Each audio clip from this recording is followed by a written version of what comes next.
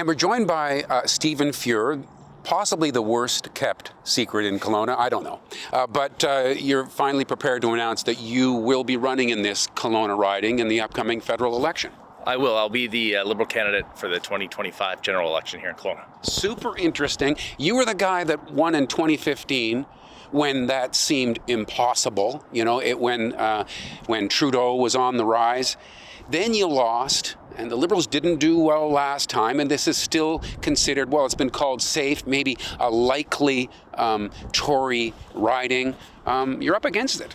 Yeah, it's a tougher challenge for me. Obviously, I have to build a political coalition of all the different parties, but I'm happy to do that. I mean, this is an all hands on deck moment for the country, and I want to serve the community and the country again. And I do recognize this will be a tougher road for me than the opponent, for sure. Right, and everybody seems to say that right now the issue is tariffs from the U.S. and talk about Canada getting annexed by the U.S.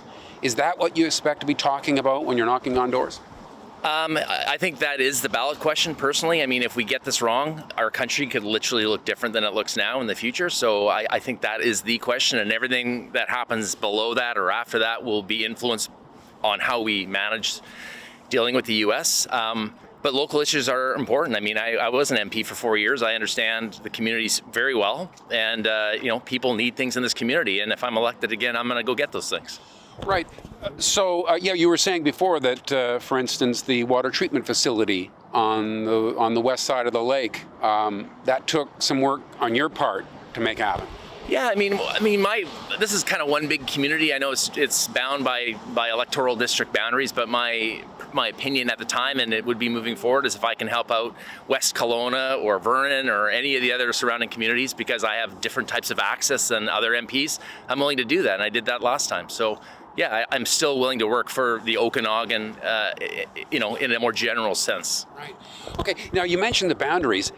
It is kind of a confusing riding in its shape. Here we are in the downtown. That's part of this new Kelowna riding, and then it carves off the mission for the riding on the west side of the lake, and so people are going to have to probably punch in their postal code to figure out if they're in your riding or not.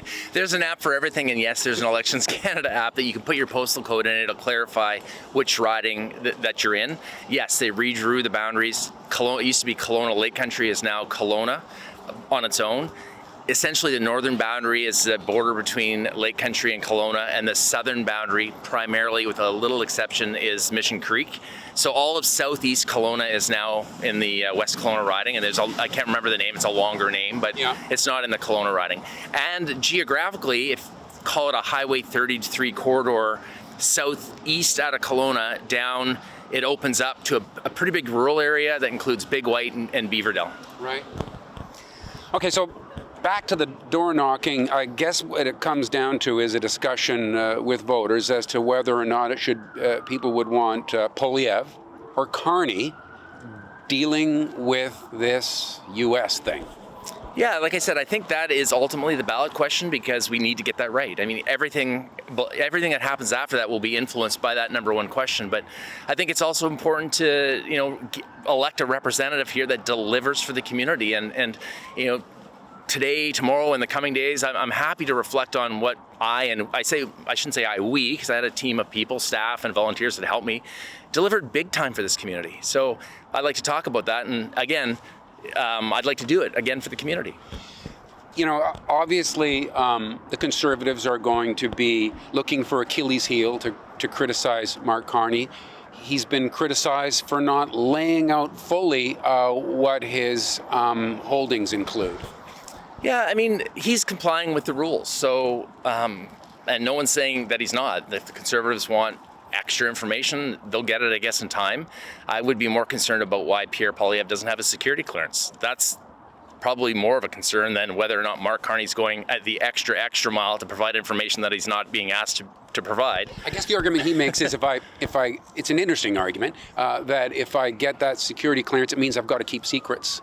Yes and no. All the other leaders have them. I've had one in my life when I was in the military.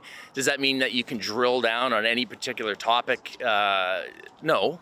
can you talk about things more broadly? Sure. And having a conversation about the things that really matter in any capacity, broad or narrow, is super important.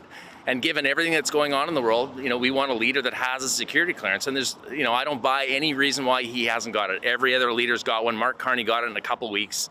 And it's in my mind, inexcusable he doesn't have one now, regardless of the reasons he cites as not wanting to have one.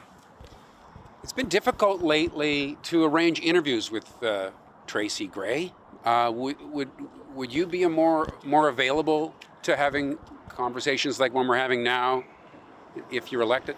Well, as I was before, I took all the phone calls and all the interviews, and some of them I didn't really want to have those types of conversations, but it's part of the job. I mean, you can only be accountable to the community if, through a big part is through the media, obviously, and interactions with individual constituents. That's important too, but the media plays a big role in this, and you have to be accessible to the media. So as I was before, I would commit to being accessible to the media whenever I'm called.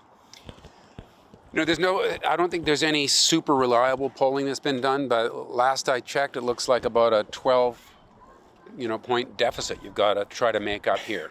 It's always difficult, and like I said, it's an all hands on deck situation for the country. It will require me to build a coalition of political people, parties to come together. I'm happy to do that or try to do that, and it couldn't be more important, and I'm really thrilled to try and do it. Terrific. Thanks for this. Thanks very much. Good luck, and thank you for watching Kelowna Now. We don't just report the news. We live here too. We're your neighbors, bringing you stories that matter to all of us. No government funding, no outside influence. Kelowna Now, local, independent. News you can trust.